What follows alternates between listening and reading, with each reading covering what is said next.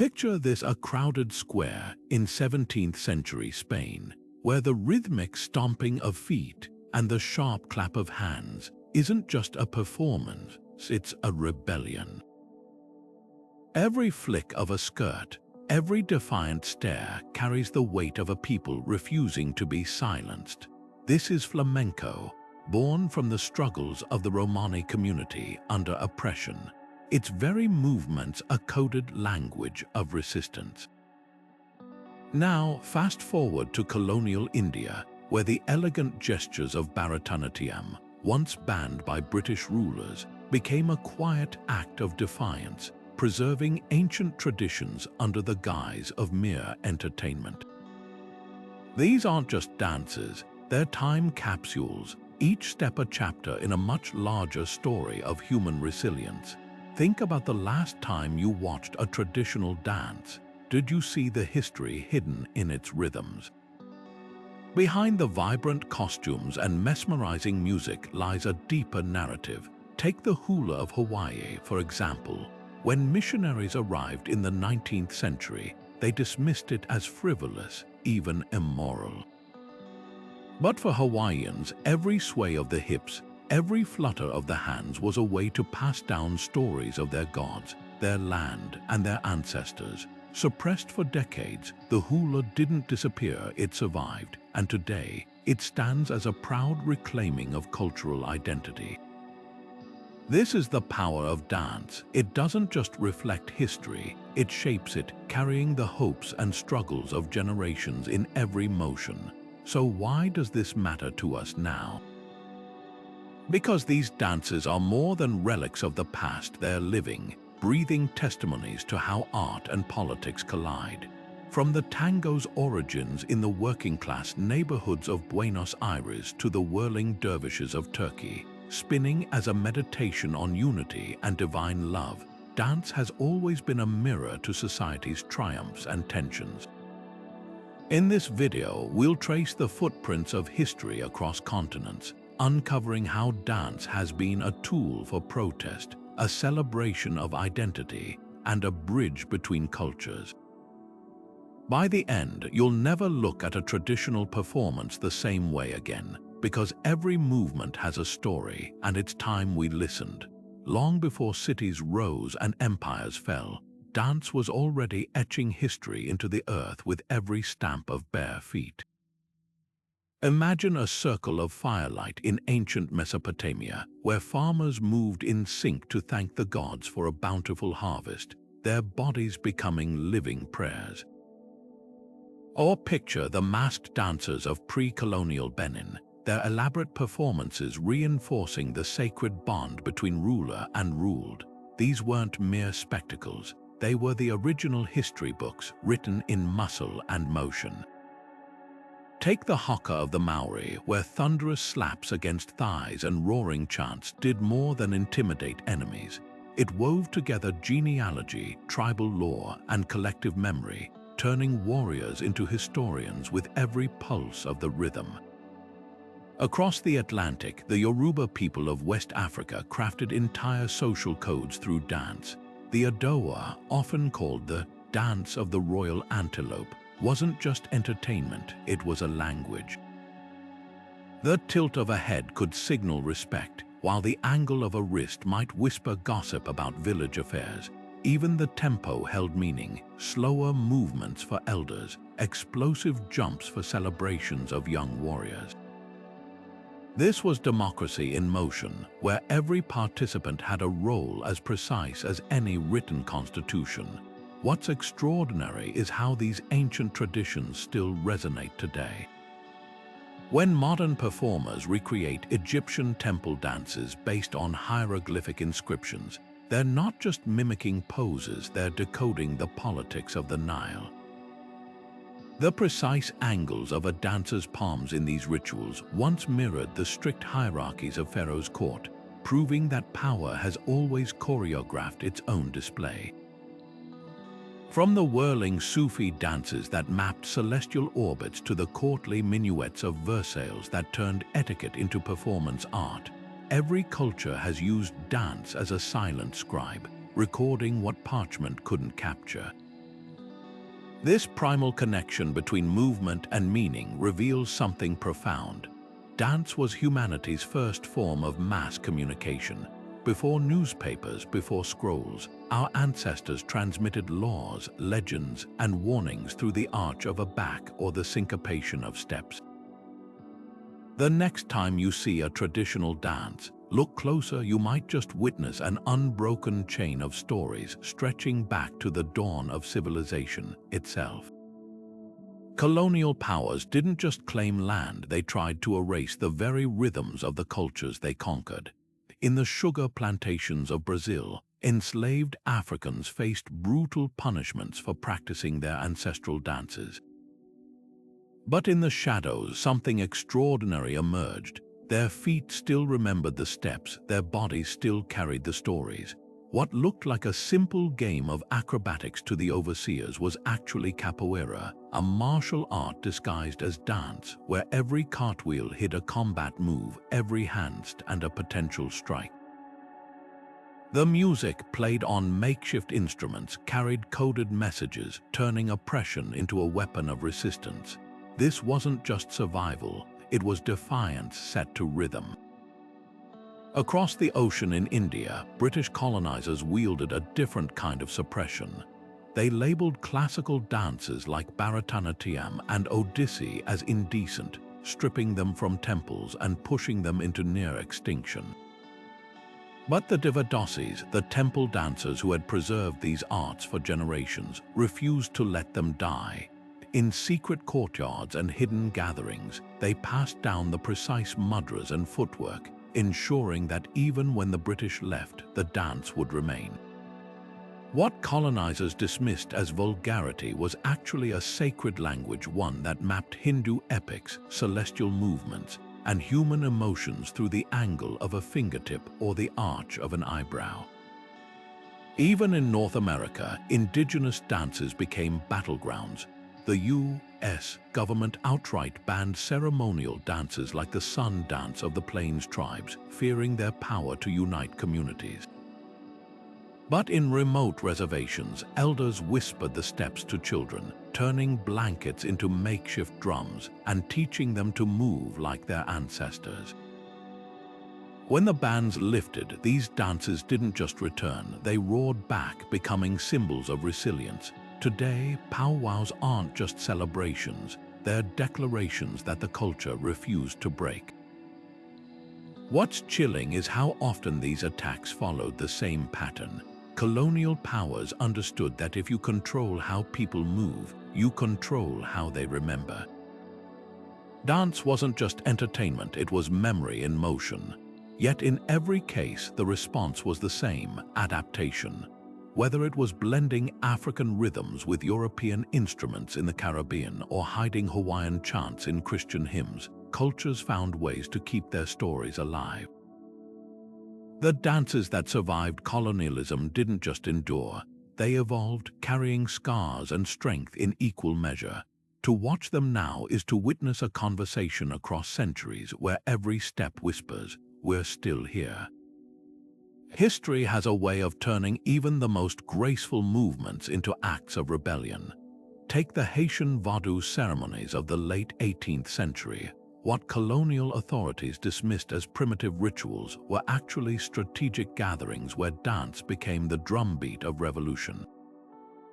Under the cover of swirling skirts and hypnotic drumming, enslaved people plotted their uprising, their bodies moving in rhythms that carried secret messages. When the Haitian Revolution erupted in 1791, it wasn't just fought with muskets and machetes, it was choreographed in those very circles where spirit possession and political strategy blurred into one. The same steps that honored African gods also mapped escape routes and battle plans, proving dance could be as lethal as any weapon. Meanwhile, across the ocean in Ireland, British authorities banned the playing of traditional music and the speaking of Gaelic, but they couldn't stop the feat. Irish step dance, with its rigid upper body and rapid footwork, wasn't just a stylistic choice, it was necessity. dancers perfected keeping their arms still so they could perform in cramped spaces, even behind bars where a sudden raid wouldn't reveal their forbidden art. The dance became a silent protest, each precise tap spelling out pride in a culture that oppressors tried to erase.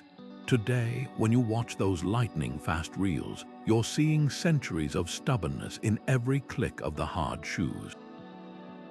Then there's the tango, which slithered out of the tenements and brothels of Buenos Aires in the late 19th century.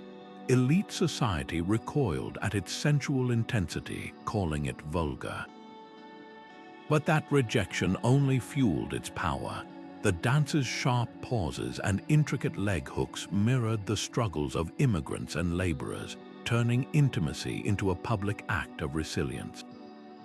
By the time tango conquered Paris ballrooms decades later, it had already done its real work, proving that art born in the margins could redefine the mainstream.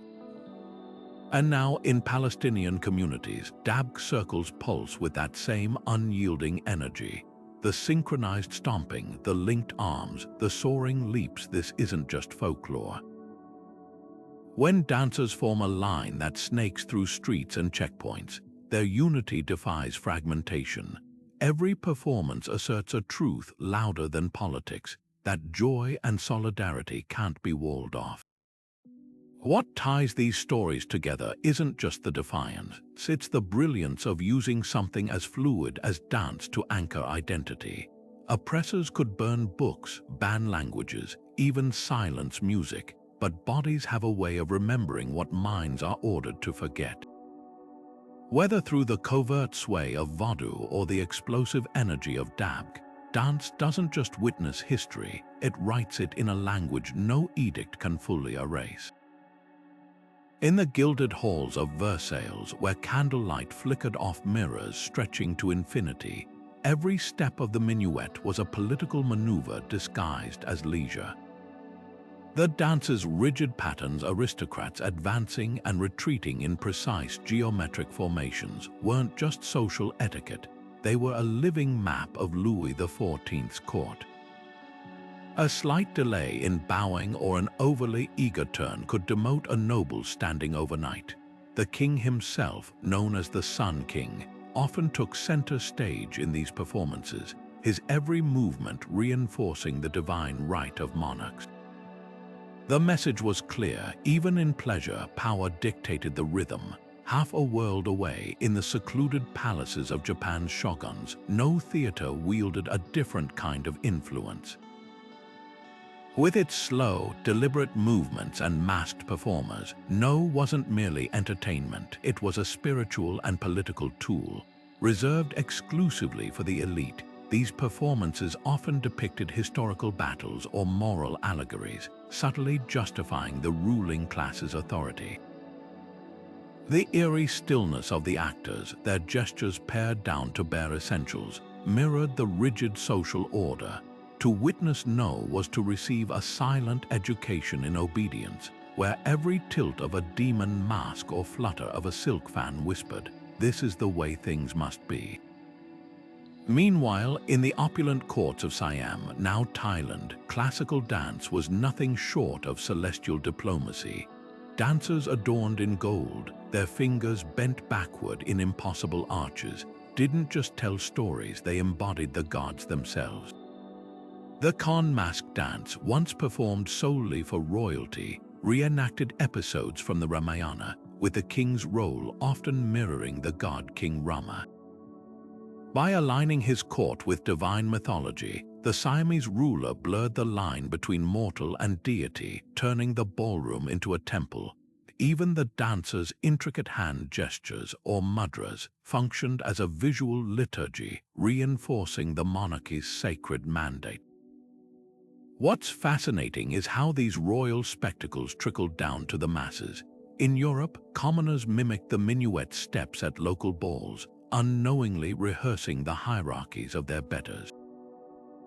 In Japan, townsfolk created kabuki as a raucous counterpoint to No's austerity, but its eventual censorship proved how seriously authorities took control of public performance.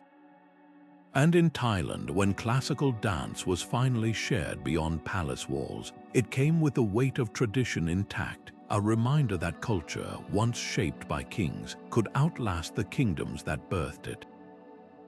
These weren't just dances, they were scripts written in movement, designed to convince both performer and audience of an unspoken truth. That order was beautiful, and beauty demanded obedience. The next time you see a historical dance recreated on stage, look past the costumes and music. You're witnessing the ghost of a power play where every gesture was a quiet revolution or a velvet-gloved fist. While kings and emperors used dance to showcase power, ordinary people were crafting their own movements, ones that spoke of blistered hands, aching backs, and hearts full of fire. Take the Russian troika, where dancers mimicked the speed and chaos of a three-horse sled racing through snowstorms. The dizzying spins and sudden stops weren't just for show. They embodied the peasant's struggle to survive brutal winters, transforming exhaustion into exhilaration. Watch the dancers' red-cheeked grins as they collapse into laughter at the end. This was joy wrested from hardship, a middle finger to the cold and the czars alike. Then there's the Mexican Jarab Tapatio with its flirtatious footwork and swirling skirts.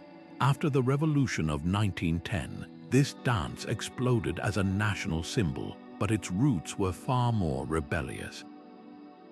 The zapatado stomping that was borrowed from indigenous dances Spanish colonizers had tried to ban, the woman's swift skirt flip away from her partner. A nod to the Adelitas, the revolutionary women who fought alongside men. Even the hat tossed to the ground in the finale wasn't just romance, it marked the reclaiming of land and dignity. What authorities dismissed as folklore was actually a mosaic of resistance, stitched together in plain sight. In the Appalachian Hills, square dances told quieter but no less defiant stories. The callers' sing-song instructions, swing your partner, do seed, do masked, a clever subversion. Many of those melodies were smuggled from Scotland and Ireland, their original lyrics about rebellion softened into harmless couplets. Yet the dances themselves preserved the communal spirit of clans that refused to be broken by famine or forced migration. The tight formations where everyone had a role mirrored the solidarity needed to survive in a harsh new land. And let's not forget the lambada of Brazil, dubbed the Forbidden Dance for its suggestive hip movements. Censored by dictators in the 1980s, it thrived in underground clubs, its sensuality becoming a protest against repression.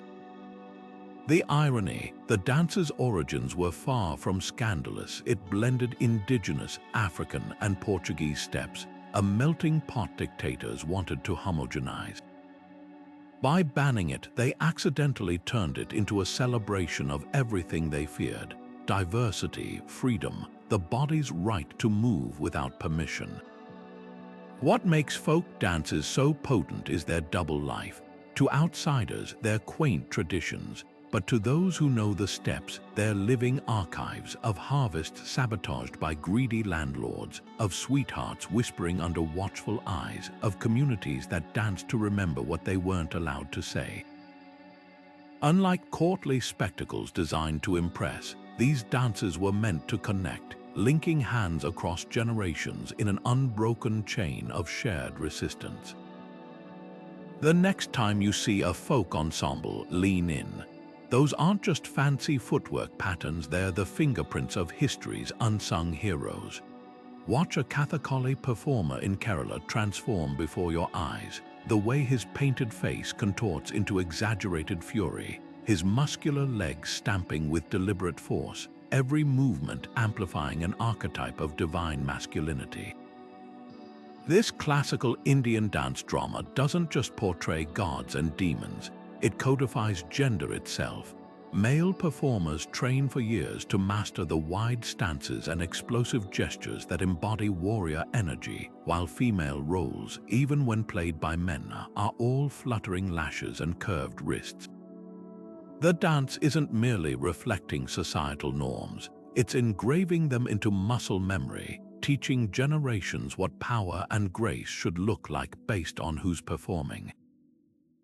Yet just a few centuries north, in the Sufi lodges of Turkey and Persia, the whirling dervishes spin an entirely different story.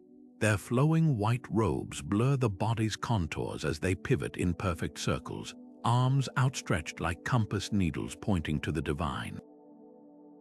Here, gender isn't amplified, it's dissolved. The dancer's trance-like repetition seeks unity with the infinite, where earthly distinctions melt away. For these mystics, the body isn't a vessel for societal roles but a gateway to transcendence, proving dance can erase binaries as effortlessly as it reinforces them. Then there's Bali's Legong, where young girls train from childhood to perfect the tiniest flick of a finger or tilt of the head, their bodies moving like wind chimes in a breeze. Traditionally, these dancers were confined to roles portraying celestial nymphs or fragile heroines, their delicate movements mirroring expectations of demure femininity. But today, something extraordinary is happening. Contemporary Balinese choreographers are rewriting the script literally. Women now perform roles once reserved for men, their movements gaining new athleticism and weight, while male dancers experiment with the softness once forced upon their female counterparts. Even in flamenco, a dance often associated with fiery femininity, the lines are blurring. The zapatado, those rapid heel strikes that sound like gunfire, were historically a male technique, showcasing machismo. Now, women like powerhouse dancer Farruquito command the stage with even fiercer footwork, while male performers embrace the sensual braccio arm movements once deemed too feminine. What emerges from these examples isn't just a history of restriction, it's a map of quiet revolutions. From the strict gender divisions of classical court dances to the fluidity of modern reinterpretations, movement has always been a battleground for identity. When a Balinese woman leaps higher than tradition allows or a dervish's spin defies categorization, they're not just dancing, they're rewriting the rules with every step. When the first light of dawn touches the stones of an ancient Greek temple, imagine a chorus of women moving in slow, measured steps not for entertainment, but as direct communication with the gods. These were the Pyrrhic dances of Artemis, where every pivot and pause mirrored the goddess's dual nature as both hunter and protector. The dancers' spears never struck, their shields never clashed. Instead, the ritual transformed warfare into sacred geometry, their bodies tracing prayers for victory and peace. This was dance as living liturgy, where the boundary between earth and Olympus blurred with each turn. Now picture the Gopuram towers of South India, where Odissi dancers once moved like human sculptures brought to life. Their torsos arch in Tribhanga, that signature triple bend echoing the curves of temple carvings, while their hands weave intricate mudras recounting Krishna's divine play. A single flick of the wrist can conjure a monsoon cloud. A sideways glance becomes the mischievous glint of a god fluting in moonlit groves. For centuries, these performances weren't mere retellings. They were believed to invoke the deities themselves, the dancer's body a vessel for the sacred. Meanwhile, on the windswept plains of the American Midwest, the Lakota Sun dance unfolds as a testament to endurance and interconnectedness. Dancers fast for days, their eyes locked on the sacred tree at the circle's center, while elders chant rhythms older than written word. The piercing of flesh, the rhythmic swaying, these aren't spectacles but offerings, each movement binding the community to the land and sky in a covenant of reciprocity. Where colonial eyes saw savagery, the dancers knew a deeper truth, that suffering could be alchemized into strength when performed as ceremony. Even the whirling dervishes of Konya spin with cosmological precision. Their right palms face heaven to receive grace, left palms turn earthward to channel it downward. The white skirts billowing around them aren't costumes, they're visual hymns, the folds mapping celestial orbits as the dancers become human prayer wheels.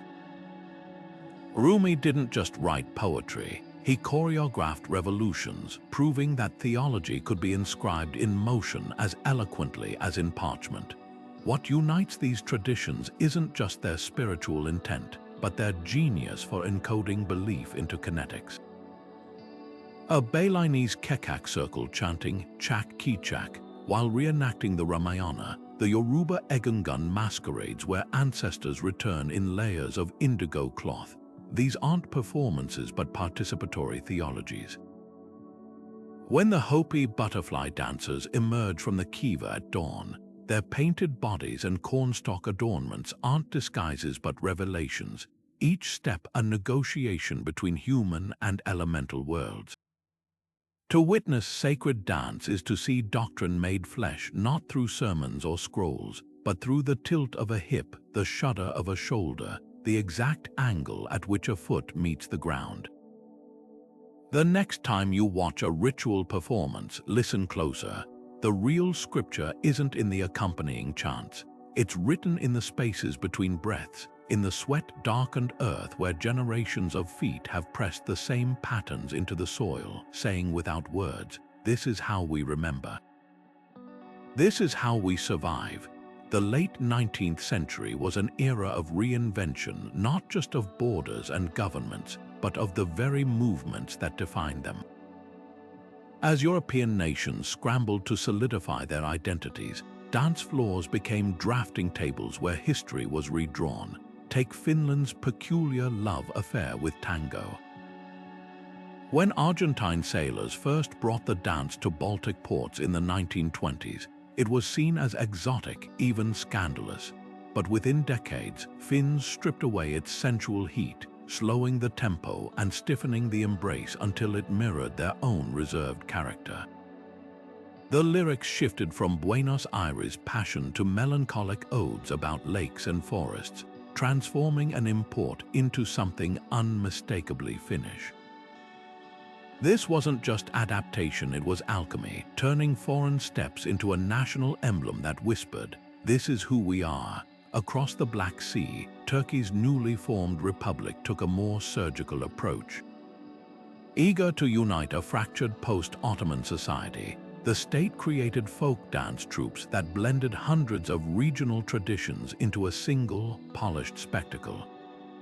The fiery Zabek of the Aegean coast, the delicate Horon of the Black Sea, all were scrubbed of local quirks and stitched together into a glittering pageant of national harmony.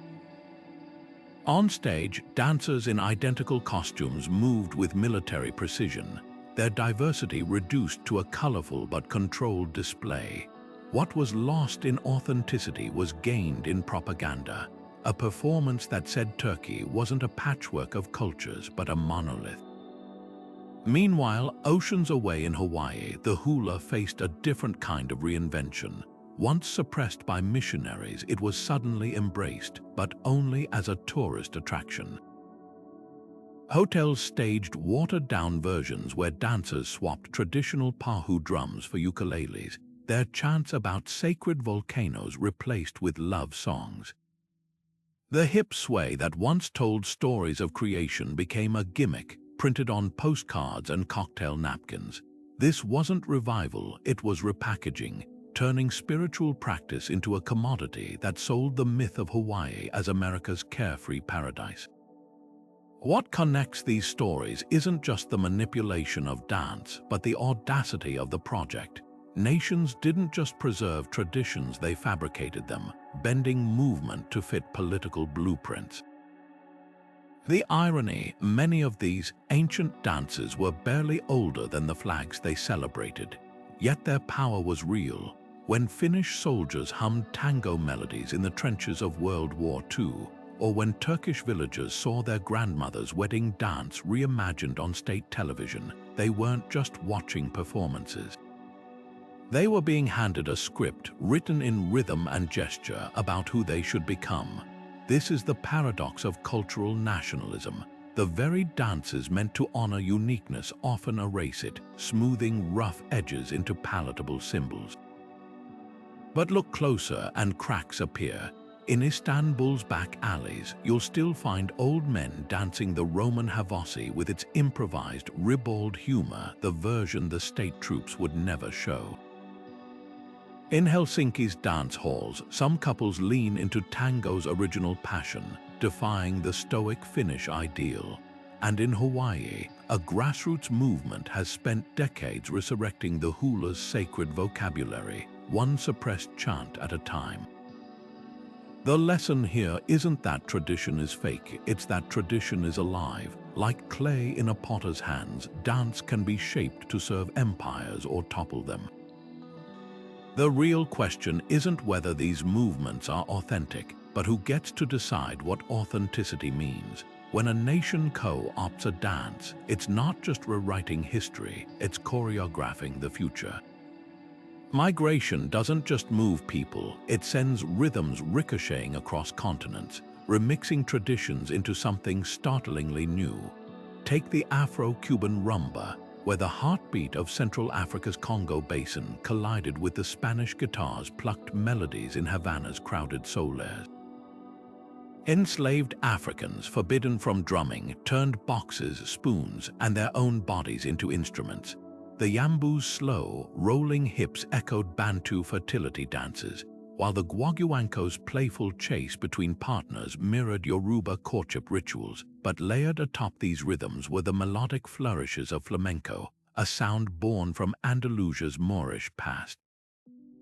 This wasn't fusion, it was alchemy, transforming oppression into a language of resilience where every hip roll and heel tap whispered, "We remember."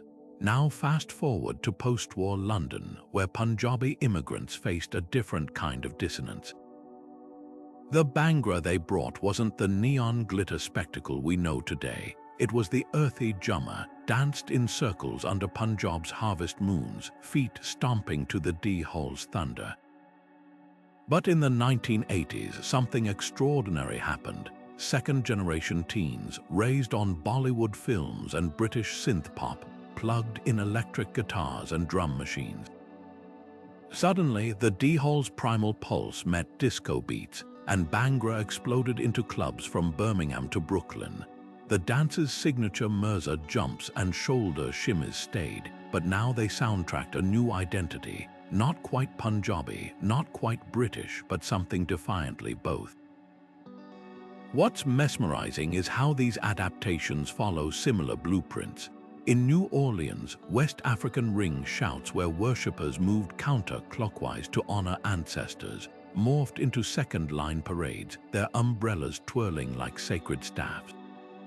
In Argentina, the African candombe's hypnotic drum patterns seeped into tango's DNA, giving the dance its addictive sway. Even the Brazilian samba, now synonymous with Carnival's feathers and sequins, began as the samba de roda, where enslaved people in Bahia's quilombos kept Angolan traditions alive by rotating in circles, their footwork mimicking the capoeira's dodges. But here's the twist, these dances didn't just survive their journeys, they thrived because they changed. When the Puerto Rican community in New York mashed Plina's storytelling hand drums with jazz horns, giving birth to salsa, they weren't diluting culture. They were proving that roots grow strongest when they're allowed to stretch. Today, a Bhangra remix might soundtrack a Tokyo nightclub, while rumba's clave rhythm underpins reggaeton hits. The dancers carry their histories in their bones, but they refuse to be museum pieces. They're living conversations, shouting across oceans and generations. This is where we've been. This is where we're going, so the next time you're swept up in a dance floor's energy, listen closer. That beat you're moving to, it's probably got a passport stamped with more stories than you can imagine. And the most revolutionary thing about it isn't just where it came from, it's how fearlessly it keeps evolving. Dictators know the power of a well-choreographed crowd, how synchronized movement can make ideology feel inevitable. In Franco's Spain, flamenco was stripped of its complexity. rebranded as the pure essence of Spanish identity. The very dance that had simmered with Romani defiance and Moorish melancholy was suddenly scrubbed clean, its origins rewritten to fit a fascist fantasy. State-sponsored troops performed sanitized versions, their costumes bright as propaganda posters, while the raw, improvisational canciondo, the deep song that spoke of suffering, was pushed to the margins. This wasn't preservation, it was cultural taxidermy, stuffing a living art form with nationalist straw. But the story takes a darker turn in Pyongyang, where mass dances unfold with terrifying precision. Thousands of North Koreans move as one in Kim Il-sung Square, their smiles fixed, their gestures swelling in waves of adoration for the regime. The dances themselves are deceptively simple circles within circles, arms rising like sunbeams, but their scale is the message. Individuality dissolves into the collective. Dissent is unimaginable when every heel clicks in unison. These aren't celebrations, they're ceaseless rehearsals for loyalty, where the penalty for a misstep isn't embarrassment but disappearance. Yet history shows that even the tightest grip can't crush rhythm entirely. Consider the Cuca Sola of Pinochet's Chile, a haunting twist on the national dance. Traditionally a flirtatious duet, the Cuca became a solo act for women whose husbands and sons had vanished. Dressed in black, clutching photographs of the missing, they circled empty spaces where partners should have been, their swirling skirts and stomping feet screaming what newspapers couldn't print. The regime dismissed them as madwomen, but their silence was louder than any slogan. Each turn was a question, each pause an accusation. Then there's Iran, where the ban on women dancing in public birthed a defiant underground. In living rooms and secret studios, young women filmed themselves performing ballet, hip-hop, even the forbidden rakshaki, their videos leaking online like contraband. The authorities raid these gatherings, arrest participants, yet the dances multiply pixel by pixel. A pirouette becomes a manifesto, a hip roll, a revolution in miniature. What dictatorships fail to grasp is that dance, like water, always finds cracks. Franco could whitewash flamenco's history, but he couldn't stop the Pumas from carrying Moorish rhythms. North Korea's mass spectacles may awe tourists, but in border towns, smuggled K-pop moves teens to a different beat. Control the body all you want, the pulse will outlast you. Every time a Chilean widow spins alone or an Iranian girl dances in her bedroom, they're proving something tyrants will never understand. That movement, once coded with meaning, is impossible to fully erase. War doesn't just redraw borders, it rewires the very muscles of culture, leaving dance traditions forever altered in its wake. Consider Cambodia's royal ballet, a 1,000-year-old art form where every finger curl and foot arch was a living bridge to the divine. When the Khmer Rouge seized power in 1975, they declared these dancers enemies of the revolution. Practicing classical movements became a death sentence overnight. Yet in the refugee camps along the Thai border, emaciated survivors, women who'd hidden their calloused feet under ragged clothes, began teaching children the sacred gestures in secret. Using sticks to trace mudras in the dirt and humming melodies too dangerous to sing aloud, they reassembled a shattered legacy from memory alone. Today, when you watch the ballet's golden apsaras glide across stages in Phnom Penh, you're witnessing more than a performance. You're seeing defiance crystallized into beauty. Half a world away, in the rubble of post-war Germany, a different kind of rebirth was unfolding. Expressionist dancers like Pina Bausch turned their studios into laboratories of trauma, where jerking limbs and collapsing torsos replaced the graceful arcs of pre-war modern dance. Their movements weren't pretty, they were honest. In the rite of spring, dancers smeared with dirt trembled like shell-shocked survivors. their convulsions echoing the psychic wounds of a nation that could no longer pretend elegance was possible. This wasn't entertainment, it was exorcism, using raw physicality to ask the question art had avoided. How do we move forward when our past is a mass grave? Yet sometimes war's cultural aftershocks take lighter forms. The Charleston, with its flapping arms and kicking heels, exploded in 1920s America as the antithesis of World War I's grim discipline. Young women in fringed dresses threw off corsets and propriety. Their loose-limbed abandon a middle finger to the era's rationing and loss. What critics dismissed as frivolous was actually a manifesto in motion, a declaration that after years of marching and mourning, the body had a right to joy. Even the dance's origins whispered rebellion, its roots traced back to African American communities in South Carolina, where descendants of the enslaved had transformed ancestral rhythms into a celebration that would conquer the world. The paradox is this: conflict destroys, but it also compels reinvention. In Ukraine today, folk ensembles perform hapak in bomb shelters, the traditional high kicks now punctuated by air raid sirens. The steps are centuries old, but their urgency is new, each performance a refusal to let missiles erase identity.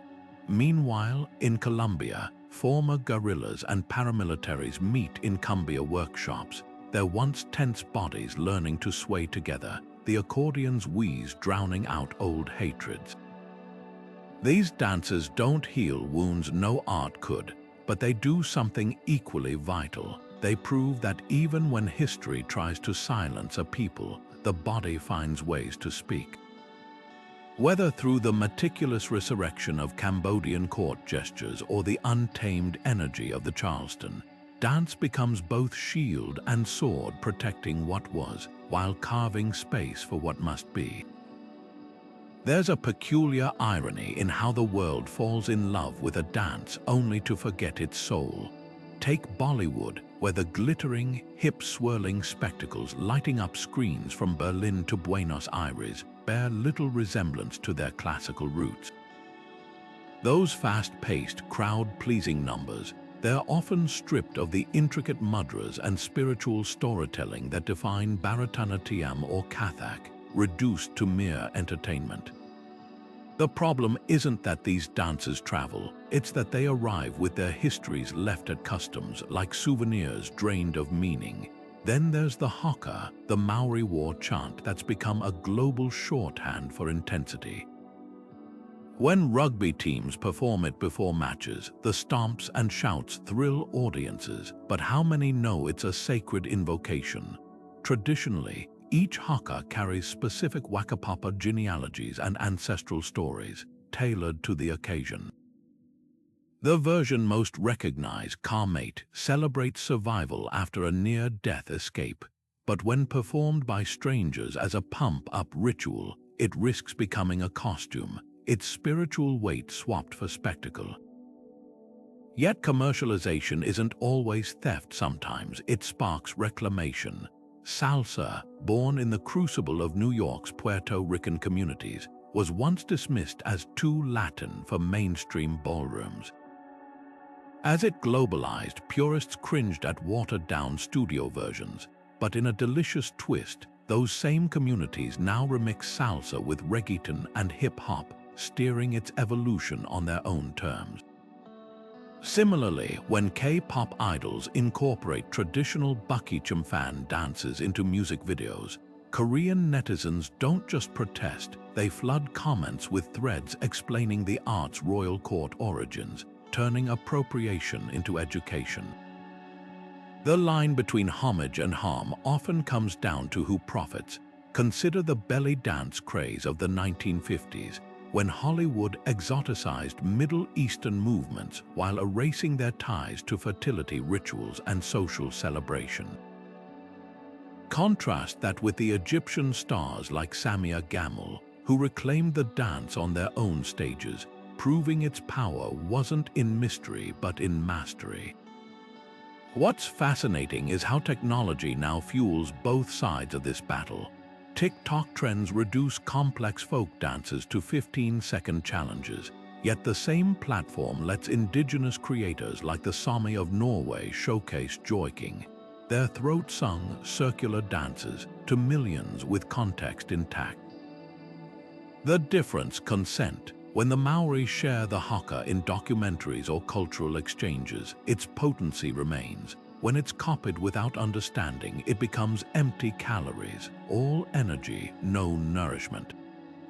So where does that leave us? Perhaps with a simple question: can a dance survive globalization without losing itself? The answer lies in the hands and feet of those who have always known its true weight. Because when a Bollywood choreographer weaves classical poses into a pop number, or a Maori elder teaches the haka stories alongside its steps, they're not just preserving tradition. They're rewriting the rules of who gets to define it. In the dimly lit studios of 1920s Madras, a revolution was unfolding in silence. Young women from Devadasi families, once revered temple dancers now branded as outcasts, began reteaching themselves Bharatanatyam from fragments of memory and crumbling palm leaf manuscripts. Their mission: to resurrect a dance the British had labeled obscene and Hindu reformers had abandoned as backward. What emerged wasn't just a revival, it was reinvention. By stripping away colonial distortions and recentering the dance's spiritual roots, pioneers like Rukmini Devi Arundale transformed Bharatanatyam from a stigmatized tradition into India's cultural crown jewel. But this wasn't mere nostalgia, it was resistance, proving that reclaiming movement could rewrite history itself. Half a world away, a similar awakening stirred among the Maori of New Zealand. The Kapa Haka, a dynamic blend of chant, dance, and fierce facial expressions, had been suppressed for generations by missionaries who called it savage. But in the 1970s, Maori activists began reviving these performances not as museum pieces, but as living protests. When performers slammed their palms against their thighs in the haka's signature pukana, eyes bulging, tongues outstretched, they're channeling ancestors who refused invisibility. Today, these dances electrify protests and graduation ceremonies alike, their power lying precisely in their adaptability. A haka composed for climate change or indigenous rights loses none of its ancestral weight. It proves tradition isn't frozen but fluid. Meanwhile, on the Pine Ridge Reservation in South Dakota, Lakota dancers are stitching together lost steps from old photographs and elders' half-remembered stories. The Omaha dance, once banned for its spiritual ties, now thrives at powwows but with new layers. Young performers incorporate hip-hop footwork and graffiti-inspired regalia, not to dilute the tradition but to armor it for modern battles. As one dancer puts it, our ancestors didn't dance in a vacuum. They responded to their world, and so must we. What unites these revivals isn't just the reclaiming of movement, but the reimagining of identity. When Aboriginal Australian women reintroduced the Yidaki didgeridoo, traditionally played only by men, into their dances, they're not breaking rules. They're asking who made those rules in the first place. Similarly, when Haitian Vodou practitioners resurrect nearly forgotten Yanvalu moves in Brooklyn basements, their undulating spines and trembling hands become time machines, collapsing centuries of displacement into a single, defiant gesture. The brilliance of these movements lies in their refusal to choose between purity and progress. Take flamenco's nouveau scene, where Roma artists fuse classic pommas with electronic beats, or Inuit throat singing collaborations with indie rock bands. These aren't concessions to modernity, they're declarations that tradition is a verb, not a relic. When the Cambodian-American choreographer Promsadon OK infuses classical Apsara dance with queer narratives, or when Palestinian dab troops remix folk steps with breakdancing, they're doing what dancers have always done: turning the body into a canvas for the future while keeping one foot firmly planted in the past. Perhaps the most radical lesson here is that cultural reclamation isn't about going backward, it's about moving forward with all the complexity history demands. Every time a Maori child learns to roll their eyes in a haka or a Tamil girl masters the exact angle of a Bharatanatyam Aramandi squat, they're not just preserving. They're inheriting a language of resilience, one that insists some stories can only be told through the arch of a foot or the shudder of a shoulder. And in a world still grappling with colonialism's long shadow, that's not just art, it's alchemy. One tap of a screen sends a South African Gqom beat pulsing through a teenager's headphones in Seoul, their body instantly catching the rhythm of Jerusalema, a dance challenge that turned a Zulu gospel song into a global anthem during the pandemic. This is the paradox of dance in the digital age. Never before have movements crossed continents so fast, yet never have they been so vulnerable to losing their meaning in the scroll. Algorithms amplify what's catchy, not what's sacred. A Maori haka chopped into a 15-second TikTok trend might rack up millions of views, but divorced from its context as a war chant and genealogical archive, it becomes another viral meme, consumed, mimicked, forgotten by sunset. But let's not mistake visibility for erasure. Look closer, and you'll find dancers weaponizing these very platforms to reclaim narratives. Take the indigenous TikTok community, where creators like James Jones weave traditional powwow steps with hip-hop, pairing them with captions that explain the significance of each eagle feather or jingle dress. Their videos don't just entertain, they archive, turning every like and share into a digital act of preservation. Similarly, when Filipino teens layer #tinikling challenges over idiom tracks, they're not diluting the bamboo pole dance's agricultural roots, they're grafting them onto new cultural soil. Yet the tension between accessibility and authenticity is real. Instagram Reels reduce complex West African dances like Azonto to a series of simplified arm swings, divorcing them from their origins as communicative gestures in Ghanaian fishing communities. The algorithm rewards speed, not subtlety, so the hip pops of Dominican dembo get copied without anyone learning they originated as coded critiques of political corruption. Even ballet isn't immune. Pirouettes perfected over decades of training are judged side by side with amateur attempts in viral, endpoint challenges, flattening artistry into content. But here's where the story twists. Some traditions are thriving precisely because they've hacked the system. Korean K-Kwingweri drummers now soundtrack K-pop dances, their centuries-old rhythms reaching audiences who'd never set foot in a shamanic ritual. Haitian Vodou practitioners use YouTube tutorials to teach sacred Yanvalu moves to diasporic youth, their comment sections becoming digital village squares. And when a Navajo hoop dancer posts a routine set to electronic beats, they're not betraying tradition. They're proving it can breathe in new air. What emerges isn't a tidy binary of preservation versus corruption, but a messy, living negotiation. Every time a viral trend sparks curiosity that leads someone to research the origins of Cambodian Apsara hand gestures or the protest history behind Brazilian funk, the dance wins. The real challenge isn't stopping the digital wave, it's learning to ride it without losing balance. After all, culture has always migrated, mutated, and remixed itself. The difference now, the tempo's just faster, and the stage is infinite. The raw cry of a flamenco singer tears through the silence of a Seville courtyard, a sound that carries centuries of displacement in its trembling notes. This isn't just music, it's a palimpsest of Andalusia's layered history, where Romani refugees, Sephardic Jews, and Moorish exiles once crossed paths in the shadow of the Reconquista. The dance's sudden bursts of footwork, they echo the hammer strikes of Romani metalsmiths, those sinuous arm movements, some scholars trace them to the graceful gestures of Moorish women in Granada's Alhambra.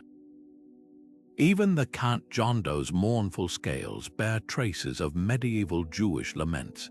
Flamenco didn't emerge from a vacuum. It was forged in the friction between cultures fighting to survive. Yet walk into most tourist tableaus today, and you'll find this rich tapestry reduced to a postcard. The sequin costumes, the rows between the teeth clichés, they've turned flamenco into a Spanish exotic, scrubbed of its multicultural roots. The Romani people, who nurtured this art through generations of persecution, are often relegated to footnotes while non-Roma performers profit from their legacy. It's a bitter irony, a dance born from marginalization now sidelining its own creators. But a new generation is rewriting this script. Artists like Rocio Marquez, a Huelva-born Capoeira, are digging into flamenco's buried histories. Her album El Niño resurrects Tunaz, the oldest and purest form of cant, once sung by Romani prisoners in isolation cells. Meanwhile, choreographer Manuel Lignon stages productions where male dancers don traditional bota de cola dresses, challenging both gender norms and the sanitized nationalism that's clung to flamenco. Their work asks uncomfortable questions: who gets to perform this art, who profits from it, and how do we honor its origins without freezing it in amber? The most radical reinventions come from flamenco's edges. In Barcelona's immigrant neighborhoods, Pakistani and Senegalese musicians are blending pomas with Kawali and Sabah rhythms, creating a sound locals call flamenco mestizo. These collaborations aren't about fusion for novelty's sake, they're reclaiming flamenco's essence as a language of the displaced. When a Moroccan oud player duets with a Romani guitarist, or when a Syrian refugee's dabg syncs with Zapatado footwork, they're echoing the very cultural collisions that birthed flamenco centuries ago. This is the dance's enduring power. It refuses to be a museum piece. Whether in the protests of Madrid's Roma activists who perform bulerías outside government buildings demanding housing rights, or in the workshops where Andalusian schoolchildren learn flamenco alongside Arabic poetry, the art keeps evolving. Because true flamenco was never meant to be polished, it's meant to bruise, to question, to howl at the moon with all the voices history tried to silence. The moment it stops unsettling audiences is the moment it betrays its own defiant heart. In the temple courtyards of Tamil Nadu, the Devadosis once moved like living conduits between earth and the divine. Their Bharatanatyam performances not just art but sacred duty. These women, revered as embodiments of auspiciousness, wielded economic independence and spiritual authority rare for their time, but colonial eyes saw something obscene in their autonomy. British administrators and Victorian-minded reformers branded them as temptresses, stripping their dances of sanctity and reducing them to symbols of moral decay. By the 1940s, the Devadosi system was outlawed and Bharatanatyam teetered on the edge of erasure. Yet this was not the end of the story, it was the spark of a revolution. Fast forward to a 21st century stage in Chennai, where a dancer in a cobalt blue sari strikes a pose that would make her Devadosi ancestors proud. But the story she tells isn't from Hindu epics, it's a searing narrative of workplace harassment, her angular movements mirroring the tension of a woman cornered by predatory power. The audience holds its breath as she transitions into the Tilana, her rapid footwork symbolizing the breaking of silence. This is Bharatanatyam's feminist reawakening, where ancient mudras become megaphones for modern struggles. The transformation didn't happen overnight. Pioneers like Rukmini Devi Arundale first rescued the dance from colonial disdain in the 1930s, sanitizing its image for elite audiences. But today's artists are undoing that sanitization, reclaiming Bharatanatyam's raw emotional power. Take the work of choreographer Malika Sarabhai, whose piece Unsuni uses the dance's precise geometry to map stories of domestic violence, every flick of the wrist a protest, every spin a survivor's testimony. Meanwhile, young dancers like New York-based Preeti Vasudevan fuse Bharatanatyam with contemporary theatre to explore female desire, their performances challenging taboos that would have scandalized both colonial rulers and post-independence conservatives. What makes this revival so potent is its duality. The same dance that once honored patriarchal deities now critiques patriarchy without sacrificing its spiritual core. When performers invoke the goddess Kali's fierce energy to embody Hashmi-2 rage, or adapt the Varnam's traditional love longing to express solidarity with LGBTQ+ communities, they're not distorting tradition. They're expanding its vocabulary. Even the Devadasi legacy is being reassessed. No longer dismissed as victims, these women are celebrated as early feminists who wielded art as agency. The stage has become a courtroom where history's wrongs are re-examined. In The Silent Why, dancer Navtej Johar uses Bharatanatyam's sculptural poses to interrogate caste violence, his body folding and unfolding like a legal brief written in muscle and tendon. Schools now teach the dance alongside workshops on consent, its rigorous discipline reframed as bodily autonomy.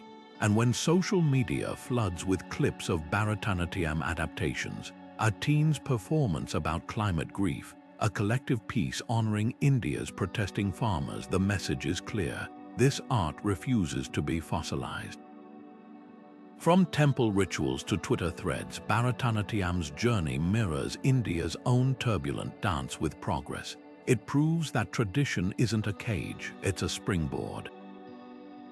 Every time a dancer twists an ancient gesture into a new metaphor, she honors the Devadasis in the most subversive way possible, by ensuring their art still speaks, still challenges, still burns with relevance. The colonialists tried to bury this dance as a relic of shame. Today, it rises not just as heritage, but as heresy. The concrete playgrounds of 1970s Bronx didn't just birth a new genre of music. They forged an entire movement where bodies became megaphones. When DJ Kool Herc's speakers first shook the walls of Sedgwick Avenue, the kids responding weren't just dancing. They were rewriting the rules of expression with every spin, freeze, and pop. Breaking, with its acrobatic floorwork inspired by Capoeira and Kung Fu films, wasn't merely athletic, it was territorial. Crews like the Rocksteady Dynasty transformed bombed-out building lobbies into stages, their windmills and headspikes staking claim to spaces the city had abandoned. The dance's very foundation, the top rock footwork echoing salsa's quick steps, the friezes mimicking statues of black revolutionaries, spoke a visual language of resilience. Meanwhile, popping and locking, born from California's funk scene but perfected in New York's streets, turned robotic isolations into social commentary. Dancers like Don Campbell created moves that mirrored the stop-motion violence of police brutality, joints locking mid-motion as if frozen by an unseen force. The robot, with its jerky, mechanical precision, wasn't just a crowd pleaser. It satirized the dehumanization of factory work and welfare systems. Even the playful boogaloo, with its liquid undulations, carried traces of African diaspora dances authorities had tried to erase centuries earlier. But hip-hop's political pulse didn't stop at metaphor. When the Black Spades gang traded their colors for spray cans and dance battles, their performances became peace treaties, a way to redirect turf wars into creative clashes. The Zulu Nation's block parties weren't just parties. They were decentralized classrooms where Africa Bamboto spun records alongside speeches about black empowerment. And when B-boys and B-girls hit the linoleum at Rucker Park, their moves encoded messages the FBI couldn't intercept. the six-step footwork mapping escape routes from systemic traps, the power moves channeling the kinetic energy of riots into controlled explosions of artistry. Today, as popping crews battle in soul and breaking debuts in the Olympics, it's easy to forget these dances began as survival tactics. The up rock, with its simulated gunfights and dodges, didn't just anticipate drill music, it documented street warfare before social media streams. When a B-girl like Rox right from San Diego throws a flare, she's not just showing athleticism, she's continuing a lineage that turned playground concrete into protest pulpits. From the Cabbage Patch mocking food stamp scarcity to the Running Man symbolizing evasion of oppressive systems, hip-hop's lexicon proves tradition isn't always ancient sometimes. It's born from urgency, demanding to be heard before it's buried. The real revolution wasn't in the moves themselves, but in who got to define them. Unlike ballet or ballroom, which gatekept technique through elite institutions, breaking flourished precisely because it refused permission. No one needed a stage, a critic's approval, or even music, just a heartbeat and something to say. When Puerto Rican teens like Crazy Legs blended salsa's quick turns with acrobatics, or when black teens in Chicago adapted the footwork of house music into their own frenetic style, they proved marginalized communities could author their own cultural canon. Now, as corporate brands co-opt hip-hop aesthetics and algorithms flatten its history into viral challenges, the dance's original fire still flickers in underground ciphers. Young dancers in Johannesburg's townships remix breaking with pantsulah, while Filipino crews weave traditional tinikling bamboo rhythms into their routines. The battles still rage not just for trophies, but for the soul of a movement that taught the world how to turn struggle into rhythm, and rhythm into revolution. Armenian grandmothers teaching the Kachari to their grandchildren in Soviet-era Yerevan didn't just pass down steps, they smuggled history through the sieve of state-enforced amnesia. The dance's formation, a linked chain of bodies pulsing in unison, wasn't merely festive, it was a living map of survival. Each thunderous stomp echoed the defiant marches of 1915, when deportees covertly performed the dance on death marches, their movements whispering, "We are still here." The Soviet regime banned genocide commemoration, but they couldn't outlaw the Kachari's zigzagging patterns which, to those who knew, traced the very routes of displacement through the Armenian highlands. This is dance as encrypted archive, where muscle memory outlasts burned documents. Now consider the gumboot dances of South African gold miners. What began as a necessity, stomping coded rhythms to communicate through the darkness of flooded tunnels, evolved into a percussive language of resistance. The miners' rubber boots, issued to prevent trench foot, became instruments broadcasting messages their overseers couldn't decipher. A slap to the thigh signaled danger, a scuff against stone-mapped escape plans. When apartheid crumbled, these workaday movements leapt onto stages worldwide, transforming into a jubilant chronicle of oppression and ingenuity. The dance didn't just preserve history, it was history written in sweat and latex. In Bali, the intricate finger tremors and eye darts of legong dancers do more than tell ancient Hindu myths. They preserve an entire cosmology nearly erased during Dutch colonization. The dance's strict choreography, passed down through generations despite missionary schools banning it, contains precise agricultural calendars in its sequences. The timing of a fan flick corresponds with monsoon predictions. A particular head turn marks when to plant rice. Colonial administrators dismissed it as primitive entertainment, missing the fact they were witnessing an entire system of knowledge encoded in movement. Even in diaspora, these embodied memories adapt without dissolving. The Armenian community in Los Angeles now blends Kachari with hip-hop at protest rallies, its defiant circle expanding to include allies. Haitian refugees in Miami teach Vodou dances to their children via YouTube tutorials. The sacred Yanvalu undulations now accompanied by smartphone metronomes. The medium changes, but the message persists. What's etched into the body can't be confiscated at borders. The brilliance of dance as historical record lies in its ambiguity to outsiders. A slaveholder saw mere entertainment in the ring shout circling steps. He missed its connection to West African funeral rites that guided spirits home. A British officer in India dismissed Kathak spins as frivolous, unaware the dancer's revolutions mirrored Sufi mystics seeking divine union. This duality celebration to the ignorant, testimony to the initiated makes dance history's most subversive scribe. Unlike textbooks, it doesn't just recount events, it lets you feel them in your bones. When a Greek Pontian refugee performs the tick, her arched back and trembling hands don't narrate the 1923 population exchange. They are the shudder of forced migration, passed down like a tremor through generations. Perhaps this is why authoritarian regimes fear dance more than books. You can burn a library, but how do you erase a rhythm? Stalin purged Georgian folk ensembles, yet the Kachali's courtly romance steps survived in kitchen gatherings. Argentina's junta banned milongas, but old men whispered tango codes in basement practicas.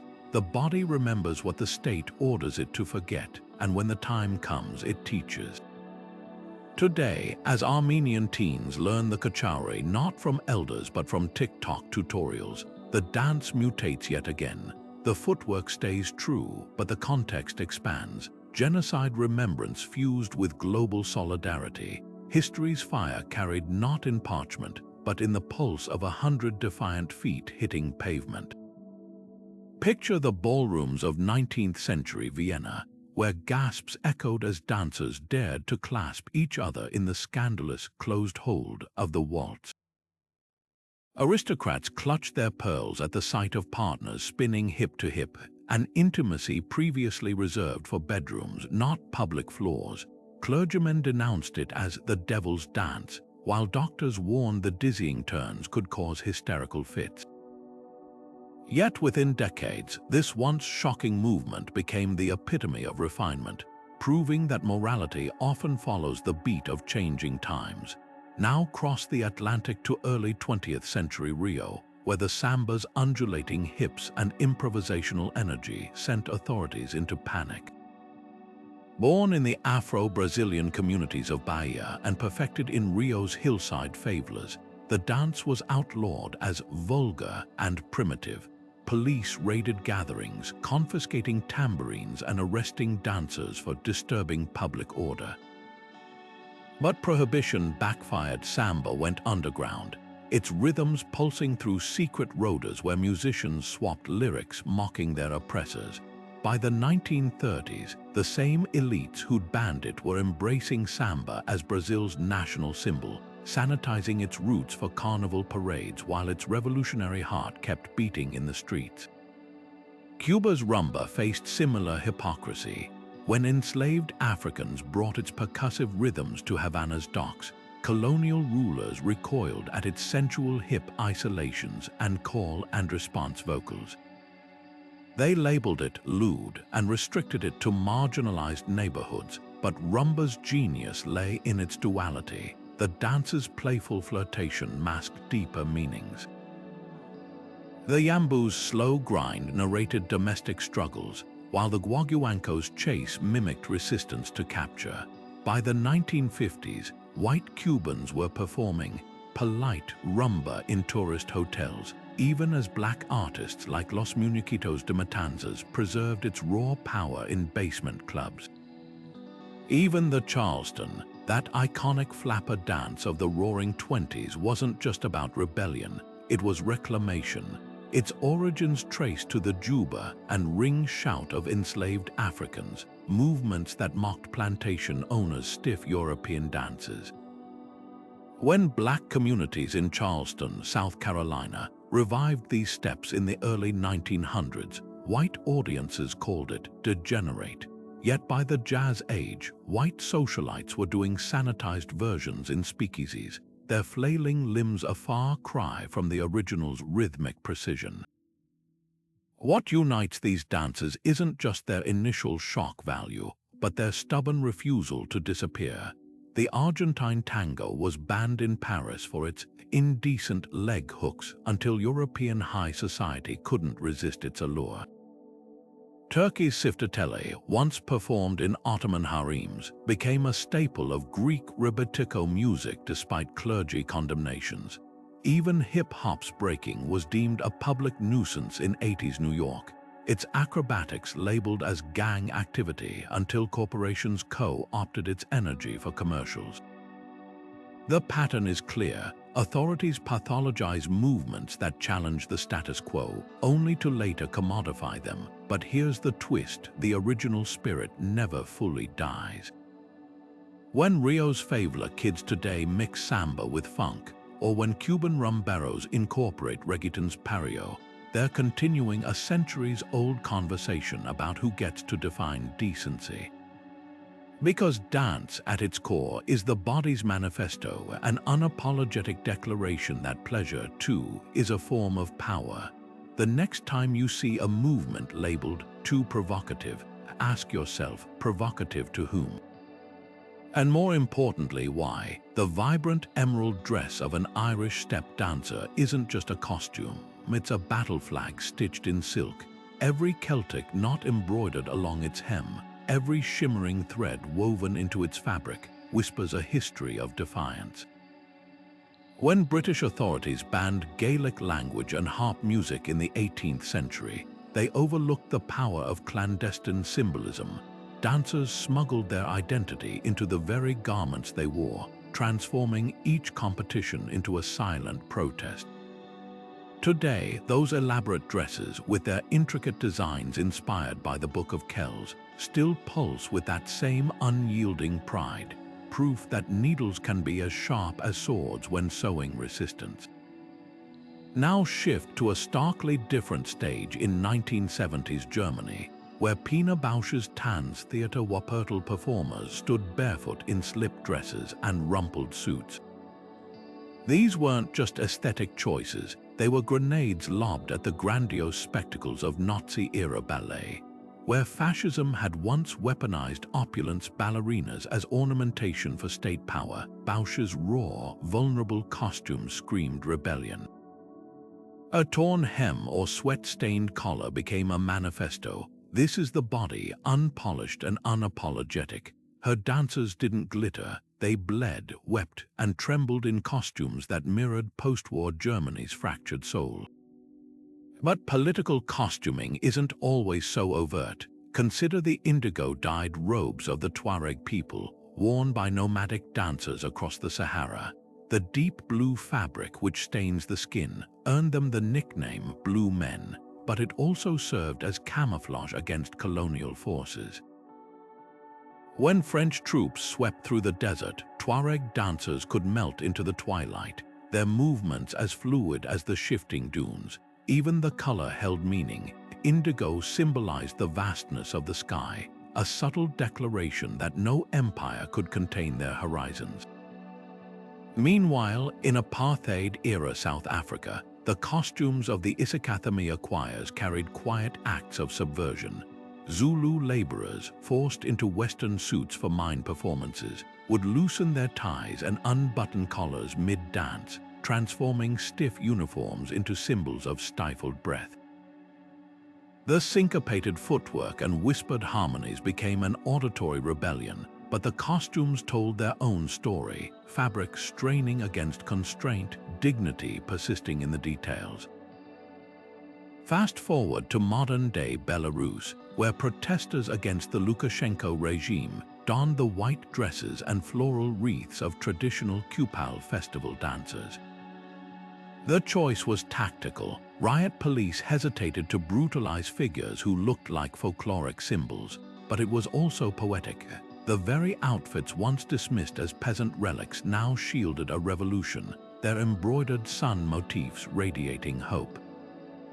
From the Kent cloth of Ghanaian Adowa dancers, each pattern encoding proverbs about governance, to the rainbow sashes of LGBTQ plus ballroom voguers reclaiming church pageantry, costumes distill politics into wearable art. They remind us that fabric isn't passive, it's armor, camouflage, and manifesto all at once. When a dancer steps onto the stage, their attire isn't just decoration, it's the first move in a silent, stunning act of defiance. Beneath the crack of a slave driver's whip, the drumbeat pulsed not just as rhythm but as rebellion. Enslaved Africans in the Caribbean and Americas weren't merely making music when they played the bamboula or talking drums. They were mapping escape routes and broadcasting warnings under the guise of entertainment. Plantation owners heard percussion. What they missed were the layered polyrhythms encoding news of patrol schedules or distant safe houses. A quick shift from a 4/4 rhythm to a 6/8 pattern could signal danger, while a sudden pause might mark the moment to scatter. This wasn't just dance music, it was a clandestine telegraph system where every stomp and handclap carried life or death meaning. Fast forward to 1970s London, where the jagged guitars of punk rock weren't just a sonic revolution, they were a middle finger to the establishment. Pogo dancing, with its frantic up and down jumps, rejected the polished theatrics of disco and the flowery idealism of hippie culture. The dance's chaotic energy mirrored punk's dewa ethos, no skill required, just raw fury. While disco balls glittered in elite clubs, punks in torn shirts slammed into each other in dive bars, their movements as unrefined as their politics. The message was clear: glamour was complicity and conformity was the enemy. Meanwhile, in apartheid South Africa, the toi dance emerged as both weapon and anthem. Protesters moved in synchronized stomps, their chants rising over the sound of police sirens. The rhythm wasn't just for unity, it was tactical. The thunderous syncopation of hundreds of feet hitting pavement at once disoriented authorities, while the call and response vocals carried instructions across crowds. What looked like chaos to the untrained eye was meticulously organized resistance, set to a beat that turned bodies into barricades.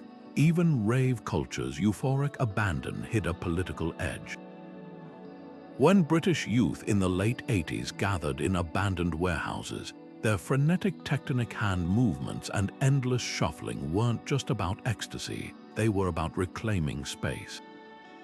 Thatcher's policies had shuttered community centers and criminalized grassroots gatherings, so ravers invented their own temporary utopias. The music's relentless 130 BPM wasn't just for dancing. It was a sonic shield against despair, a way to outrun the bleakness of unemployment and urban decay. The irony: oppressive regimes often understand the threat of musical movement better than the dancers themselves. Franco banned the Basque Oroscu for its ties to separatist identity. The Taliban outlawed the Atan spinning circles, fearing their power to unite tribes. Yet history shows a pattern: the harder authorities try to silence rhythm, the more inventive the response. When the Chilean dictatorship banned folk instruments, protesters banged spoons on pots in cacerolazo protests, turning kitchens into percussion sections. When Belarus outlawed protest songs in 2020, crowds communicated through coordinated claps, a rhythm so simple, so universal, it became impossible to police. What ties these moments together isn't just sound, it's the alchemy of music and movement as a language beyond words. A Jamaican Nyabinghi drum circle, a Soviet underground jazz dance party, a Kurdish Dilan wedding where every step celebrates cultural survival. Each proves that when people can't speak freely, they'll let their bodies and beats do the talking. The next time you lose yourself in a song, ask not just how it makes you move, but why. The answer might just rewrite history. Carnival in Trinidad erupts in a riot of color and sound. but beneath the sequins and feathers lies a razor-sharp history of rebellion. When enslaved Africans were forbidden from speaking against their masters, they crafted calypso, a musical style where sly lyrics and suggestive dance moves became weapons. The jab-jab, dancers coated in molasses and oil, didn't just terrify colonial elites with their demonic appearance. They embodied the sticky, inescapable grip of resistance. Meanwhile, the Pissenlit's exaggerated waltzes turned European ballroom dances into grotesque satire, every stiff back twirl mocking the absurdity of aristocratic pretension. These weren't mere performances, they were acts of psychological warfare, where laughter and rhythm disarmed oppressors long enough for truth to slip through. Over in Valencia, Spain's Los Fallas festival takes subversion to the streets with towering papier-mâché effigies, politicians and bankers rendered as ludicrous caricatures, set ablaze in a cathartic bonfire. But it's the masclet, our dances, that truly twist the knife. Groups move in synchronized stomps, their costumes echoing the uniforms of historical oppressors, while firecrackers simulate the sound of gunfire. The choreography isn't random. It reenacts moments of popular uprising, turning public squares into stages for collective memory. For one fleeting week, the social order isn't just questioned, it's set on fire, literally and figuratively. What makes these festivals so potent is their temporary suspension of the rules.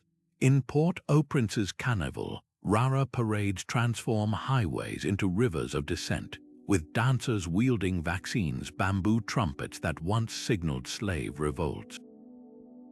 The Haitian elite may control the airwaves, but for these few days, the streets belong to the people, their bodies moving in rhythms that trace back to clandestine meetings under moonlit sugarcane.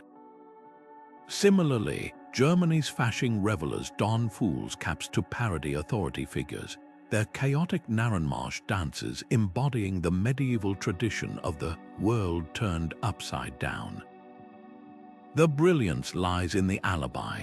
Authorities tolerate what they dismiss as frivolity, missing the coded critiques in every hip thrust or satirical float.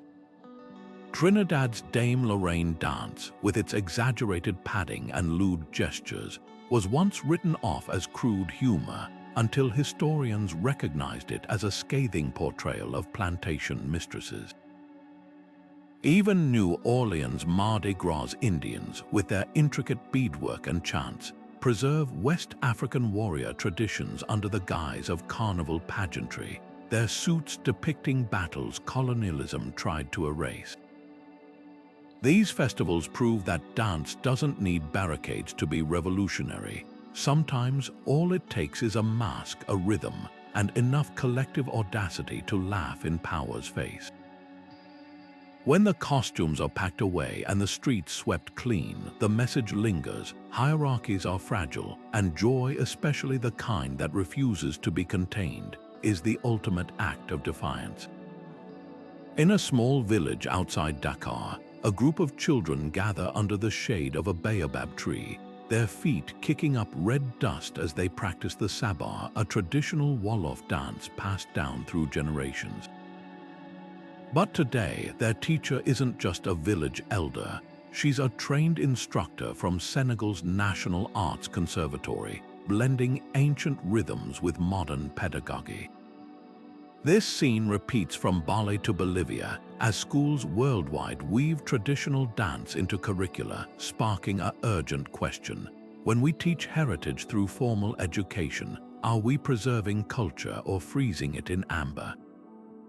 Take Indonesia's Balinese legong, once taught in temple courtyards through imitation and oral tradition. Today, it's dissected in air-conditioned studios with numbered foot positions and written syllabi. Purists argue this strips the dance of its spiritual essence, the subtle variations that once signaled whether a movement honored the rice goddess Dewi Sri or the demonic Rangda. Yet young dancers like Nai made Pujawati counter that formal training gives them tools to innovate. My grandmother's generation learned by feeling, she says, but we learn the rules so we can break them with purpose.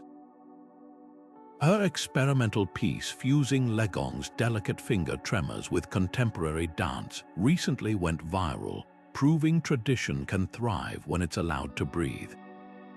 The tension between preservation and evolution plays out starkly in West Africa's dance schools.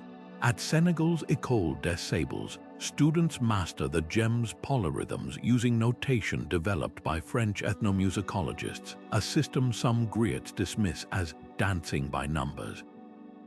Yet founder Germaine Acogny defends the approach. If we only teach the old ways, we risk losing the youth to smartphones and K-pop.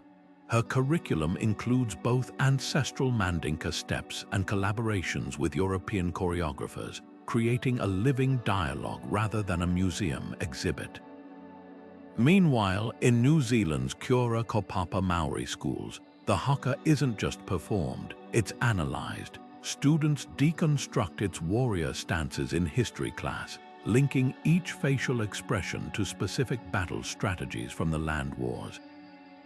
Some elders initially balked at this academic dissection, fearing it would dilute the haka's primal power. But when students organized a flash mob haka to protest oil drilling, their movements precise but their lyrics addressing climate change, it proved tradition could be both an anchor and a sail. The heart of the debate isn't really about steps or songs, it's about who holds the pen that writes cultural futures. When Japanese schools teach bon odori without the community drunkenness that once fueled its wild energy, are they sanitizing or sustaining? When flamenco academies remove Romani influences to appeal to tourist audiences, is that pragmatism or erasure? Perhaps the answer lies in Cuba's Cosas de Cultura, where rumba classes begin with a simple proviso. Learn the rules like a pro so you can break them like an artist.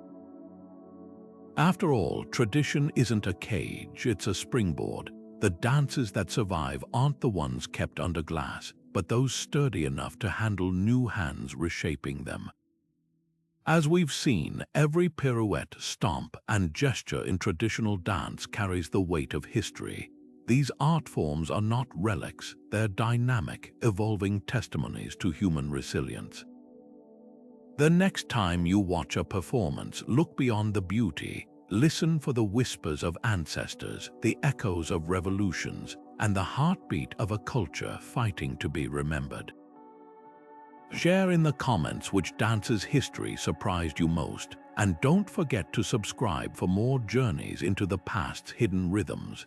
But let's take this one step further, because dance isn't just something we observe, it's something we do. Every time someone learns a traditional step, they're not just memorizing movements, they're stepping into a river of stories that began centuries before them.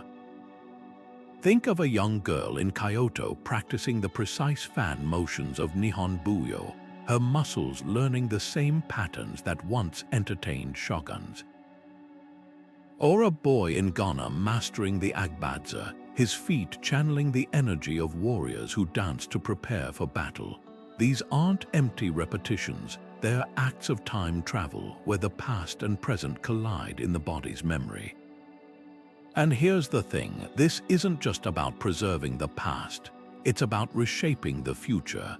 When Ukrainian refugees teach their children hopak in temporary housing, or when black communities in Brazil reclaim maracatu rhythms in the face of cultural erasure, they're not just holding on, they're pushing forward.